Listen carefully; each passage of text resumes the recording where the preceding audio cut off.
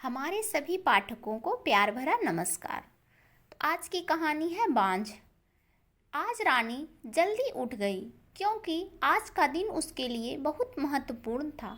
अकेलापन दूर करने के लिए अपने लिए जीने का एक कारण घर लेकर आ रही थी। देखा जाए तो बहुत खुश भी थी और थोड़ी सी नाराज भी थी क्योंकि पिछले 7 साल की यादें उसे रात भर सोने नहीं देती थी और अब स्वस्थ बैठने भी नहीं देती थी। चाय का कप लेकर वह गैलरी में आकर बैठी और गुजरा हुआ कल उसके आंखों के सामने आने लगा। बेटा, तुम्हें ऐसे नहीं जाना चाहिए था। शादी होने के बाद उसे अंत तक निभाना आना चाहिए। ऐसा ही समझो कि तुम्हारा नसीब ही खराब है। कोई क्या करेगा। अगर माँ बन सकती तो बात ही अलग होती। मैं माँ नहीं बन सकती, इसमें मेरी क्या गलती है। यह सब मेरे हाथों में है क्या। माँ नहीं बन सकती मतलब मैं इंसान नहीं हूँ क्या। मेरी कई फीलिंग्स नहीं है क्या। मिनट मिनट में मेरा अपमान करने वाले, मेरा जीना मुश्किल करने वाले लोगों के साथ मैं जिंदगी कैसे बिताऊं। वह जो कहेंगे वह सुनना। रानी और माँ की यह बातें चालू थी तब पापा आए। ये देखो बेटा, मैं तो एक कपड़े की दुकान पर काम करता था। अभी उम्र हो गई है तो कोई काम भी नहीं देता है। और तुम्हारा भाई हर्षल तो परदेश में अपनी गृहस्थी में मगन हो गया है। तुम कहती हो तो मैं तुम्हारे ससुराल वालों से बोलता हूँ, पर तुम अपने ससुराल वापस चली जाओ, ऐसा मुझे लगता है। नहीं पापा, कुछ भी हो जाए मैं उस घर में वापस नहीं जाऊंगी।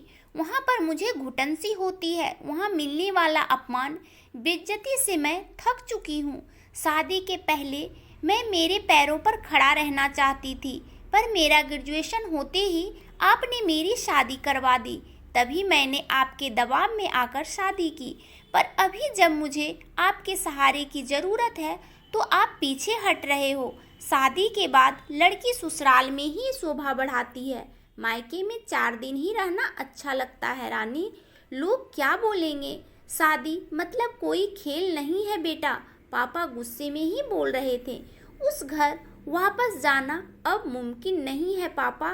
मैं आने के पहले से ही डिवोर्स पेपर पर सिग्नेचर करके आई थी क्योंकि उन लोगों को सिर्फ मुझसे बच्चा चाहिए था जो मैं उन्हें नहीं दे सकती।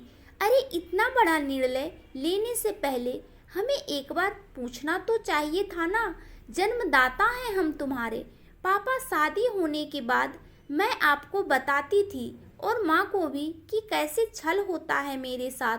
वहाँ पर एक 2 साल में कभी मुझे मेरे मन मुताबिक नहीं रहने दिया। जब मेरी रिपोर्ट आई और समझा कि मैं कभी माँ नहीं बन सकती तो वैसे ही इन लोगों ने मुझे अपने असली रंग दिखाना चालू कर दिया। कैसे रहूँगी मैं ऐसे वातावरण में और इस सब से भागकर अपनी ज़िंदगी खत्म करने वालों से मैं नहीं थी। यह देखा बेटा, हर्षल ने दिए हुए पैसे से ही मेरा और तुम्हारे माँ का जैसे तैसे खर्चा चलता है। उसमें तुम्हारा खर्चा उठाना थोड़ा सा कठिन होगा।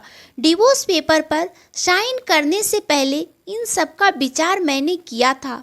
मेरे पास सोने के गहने लेकर मैं आई हूँ और ग्रेजुएशन लोन निकालकर मैं 6 महीने का एक कोर्स करने वाली हूँ जिसकी आज मार्केट में बहुत ज़रूरत है।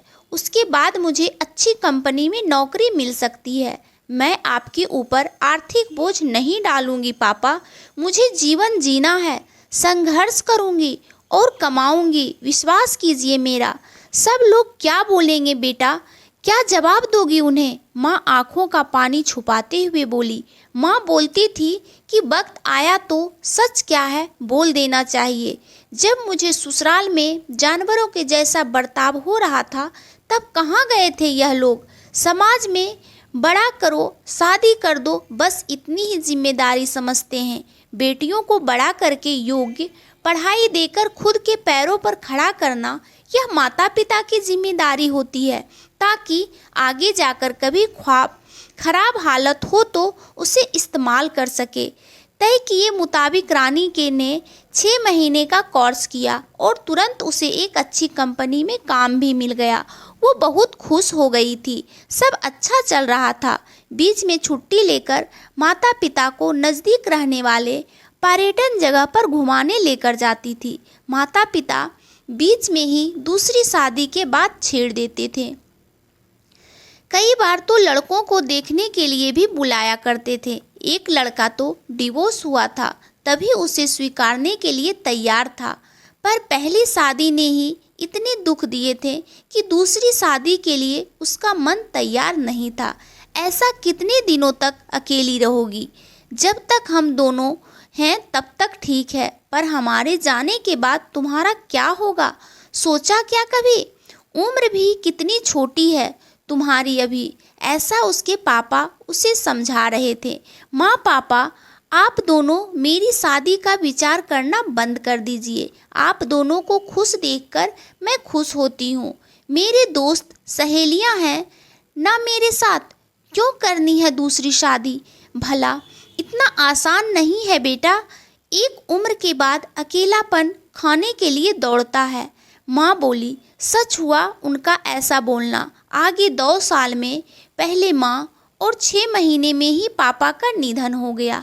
रानी अब अकेली हो गई। हर्षल भाई और उसकी पत्नी आए और साथ में चलो बोलकर औपचारिकता की, पर उसे उनके साथ जाकर वापस बोझ नहीं बनना था। मदद के वक्त मेरे साथ खड़े रहो, इतना बोलकर मैंने उनको जवाब दिया। ऑफिस का काम और बहुत सारे दोस्त, सभी लोग की शादी हो गई थी और वह अपने अपने गृहस्थी में मगन हो गए थे। जीने के लिए कोई लक्ष्य मिल ही नहीं रहा था।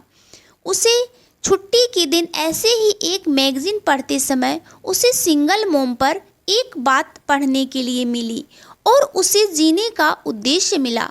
उसने उसी ही दिन तय किया और एक 10 साल की लड़की को गोद लेने का प्रयास चालू किया। प्रक्रिया बहुत बड़ी थी, पर बोलते हैं ना, मन में इच्छा हो तो रास्ता मिल जाता है। वैसे वह प्रक्रिया पूरी हो गई और आज वही दिन था कि वह उस लड़की को लेने के लिए अनाथ आश्रम जाने वाली थी।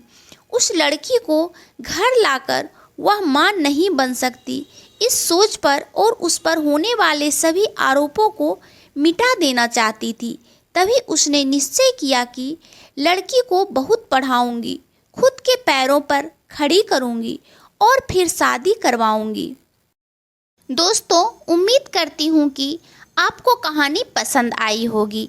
अगर पसंद आए तो एक लाइक और शेयर ज़रूर कीजिएगा, और अभी तक चैनल को सब्सक्राइब नहीं किया है तो हमारे चैनल को सब्सक्राइब कर लीजिएगा।